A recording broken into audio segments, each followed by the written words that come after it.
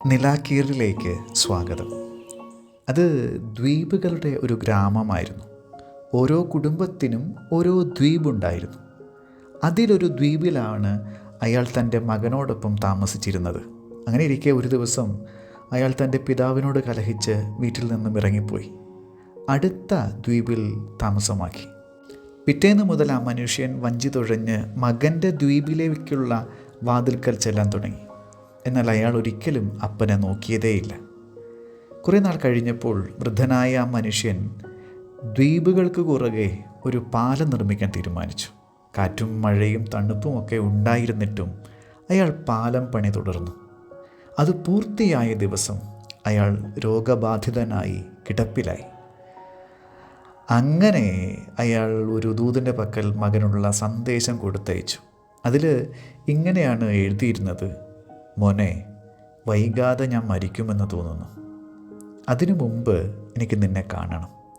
നിൻ്റെ ദ്വീപിൻ്റെ കിഴക്കുവശത്തേക്ക് ഞാനൊരു പാലം പണിതിട്ടുണ്ട്.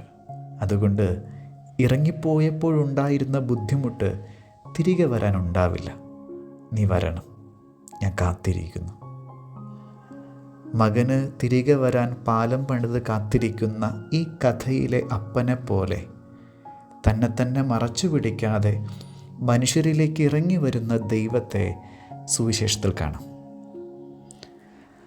സകല മനുഷ്യരും ദൈവത്തിൻ്റെ രക്ഷ കാണുമെന്ന സുവിശേഷവാക്യം കൂടുതൽ ധ്യാനം ആവശ്യപ്പെടുന്നുണ്ട് എന്ന് തോന്നുന്നു. മനുഷ്യർക്ക് കാണപ്പെടാൻ ആഗ്രഹിക്കുന്ന ദൈവത്തിൻ്റെ ചിത്രം അതിലുണ്ട്. തന്നെ മനുഷ്യർക്ക് വെളിപ്പെടുത്തുന്ന ദൈവത്തെയാണല്ലോ വിശുദ്ധ ഗ്രന്ഥത്തിൽ ഉടനീളം നമുക്ക് കാണാനാവുന്നത്. ആ ശ്രമം പൂർണ്ണമാകുന്നത് യേശുവിലാണ്. യേശുവിൻ്റെ പിറവി ഏറ്റവും അപമാനകരവും ദരിദ്രവും ഹീനവുമായ സാഹചര്യങ്ങളിൽ സംഭവിച്ചത് അതിൻ്റെ ഭാഗമായിരുന്നു എന്ന് പറയാം. അത് ശരിക്കും ദൈവത്തിൻ്റെ ബോധപൂർവമായ ഒരു തീരുമാനമായിരുന്നു. അപ്പനാരെന്നറിയാത്ത മക്കൾക്കും തെരുവിൽ ജനിച്ചവർക്കും അലഞ്ഞു തിരിയുന്നവർക്കുമൊക്കെ എന്നെപ്പോലെ ഒരാൾ എന്ന് ചിന്തിച്ച് ലജ്ജയില്ലാതെ അകലമില്ലാതെ യേശുവിൻ്റെ കൈപിടിക്കാമല്ലോ. അവൻ്റെ കഥ കേട്ടിട്ടുള്ളവരിൽ ആർക്കും യേശുവിനോട് അകലം തോന്നുകയേയില്ല. അവനോട് ചേർന്ന് നിൽക്കാൻ അയോഗ്യതയുള്ള ആരുമില്ല എന്നതാണ് വാസ്തവം. അത്രയ്ക്ക് താണതരം അനുഭവങ്ങളിലൂടെ യേശു കടന്നുപോയിട്ടുണ്ടല്ലോ. ഒരു തരത്തിലും ഒഴിഞ്ഞു മാറാനാവാത്ത വിധം ചേർത്തു പിടിക്കുന്ന, നമുക്ക് ചേർന്ന് നിൽക്കാൻ പരമാവധി ഇടമൊരുക്കുന്ന സ്നേഹമാണ് യേശുവിലൂടെ പ്രകാശിതമായത്. ഇറങ്ങി വരുന്ന ദൈവത്തിൻ്റെ കരുണയോടൊപ്പം ആർക്കും അന്യനെന്ന് തോന്നാതിരിക്കാനുള്ള ദൈവത്തിൻ്റെ കരുതലും കൂടി അതിൽ കാണാനാവും. ദൈവത്തെ കാണാനുള്ള വിളിയും സാധ്യതയും എല്ലാവർക്കുമായി തുറന്നിട്ട വാതിലാണ്.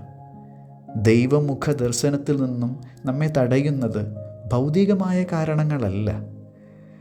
യോഹന്നാൻ പറയുന്ന നികത്തപ്പെടുന്ന താഴ്വരകളും നിരത്തപ്പെടുന്ന കുന്നുകളും നേരെയാക്കപ്പെടുന്ന വളവുകളുമൊക്കെ ആന്തരികമായ ചില പ്രതിബന്ധങ്ങളുടെ സൂചനയാണ്. ജീവിതത്തെക്കുറിച്ചുള്ള പ്രത്യാശ നഷ്ടപ്പെട്ടത് മൂലം നിരാശയുടെ ആഴമുള്ള താഴ്വരകൾ രൂപപ്പെട്ടിരിക്കാം.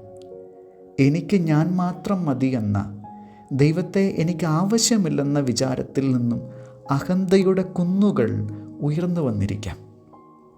സ്വന്തം താല്പര്യം മാത്രം നോക്കി ജീവിച്ചതുകൊണ്ട് ജീവിത വഴി വളഞ്ഞു പോയിരിക്കാം. സ്നേഹരാഹിത്യം കൊണ്ട് ഹൃദയത്തിൻ്റെ മാർദ്ദവം നഷ്ടപ്പെട്ട് പരുക്കനായിപ്പോയിരിക്കാം. ഇതൊക്കെയും ദൈവത്തെ കണ്ടുമുട്ടുന്നതിൽ നിന്നും നമ്മെ തടയുന്നുണ്ട്. പക്ഷേ ഇതൊന്നും നിത്യമായ മതിലുകളല്ല. ദൈവത്തിൻ്റെ മുഖം കാണുന്നതിൽ നിന്നും നമ്മെ തടയുന്നതൊക്കെയും എടുത്തു മാറ്റപ്പെടുമെന്ന പ്രത്യാശയെക്കുറിച്ചാണ് സുവിശേഷം ഉറക്കെ പറയുന്നത്. അവൻ്റെ സ്നേഹത്തിലേക്ക് പ്രവേശിക്കുന്നതിൽ നിന്നും എന്നെ പ്രതിരോധിക്കുന്നതൊക്കെ നീക്കപ്പെടുക തന്നെ ചെയ്യും. പക്ഷേ ആ പ്രക്രിയയിൽ എനിക്കും ഒരു പങ്കുണ്ട്. അതിനെക്കുറിച്ച് പറയാൻ ആദ്യം പറഞ്ഞ കഥയിലേക്ക് ഒന്നുകൂടി പോകണം. അപ്പൻ്റെയും മകൻ്റെയും കഥ അവിടം കൊണ്ട് അവസാനിച്ചിട്ടില്ലായിരുന്നു. അതിൻ്റെ ബാക്കി ഇങ്ങനെയാണ്. അപ്പൻ എഴുതിയ കത്ത് അയാൾക്ക് കിട്ടിയത് ഒരു രാത്രിയിലാണ്. അത് വായിച്ചപ്പോൾ അയാൾക്ക് കരയാൻ തോന്നി. കാരണം ആ വാക്കുകളിൽ അപ്പൻ്റെ സ്നേഹാധിക്യം അയാൾ അനുഭവിച്ചു. അതുവരെ ഉള്ളിൽ നിറച്ചു വച്ചിരുന്ന കോപവും അഹന്തയുമൊക്കെ ഒലിച്ചു പോകുന്നത് അയാൾ അറിഞ്ഞു. ആ രാത്രി കടുത്ത മഴയും കാറ്റുമുണ്ടായിരുന്നിട്ടും ഇരുട്ടിൽ അയാൾ ആ പാലം കണ്ടെത്തി അപ്പൻ്റെ വീട്ടിലേക്ക് ചെന്നു. പിന്നീടൊരിക്കലും അയാൾ അപ്പനെ വിട്ടുപോയില്ല. ആ മനുഷ്യന് തൻ്റെ മകനെ ഓർത്തുള്ള വേദന അവസാനിച്ചത് അയാൾ എഴുതിയ കത്തുകൊണ്ടോ നിർമ്മിച്ച പാലം കൊണ്ടോ ആയിരുന്നില്ല. മറിച്ച് അതിനെയൊക്കെ വിലമതിക്കാനും അതിൽ പ്രകടിതമായ സ്നേഹത്തിൻ്റെ ക്ഷണത്തോട് പ്രതികരിക്കാനും മകൻ തയ്യാറായതുകൊണ്ടാണ്. കഥയിൽ മാത്രമല്ല, നമ്മുടെ കാര്യത്തിലും അങ്ങനെ തന്നെയാണ്. ദൈവത്തിലേക്ക് തിരികെ പോകാൻ ഇപ്പോൾ പഴയതുപോലെയുള്ള ക്ലേശമില്ല.